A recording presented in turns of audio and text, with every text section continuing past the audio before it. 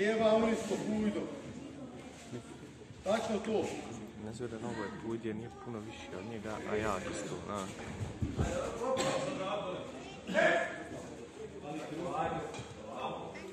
Pusti još malo.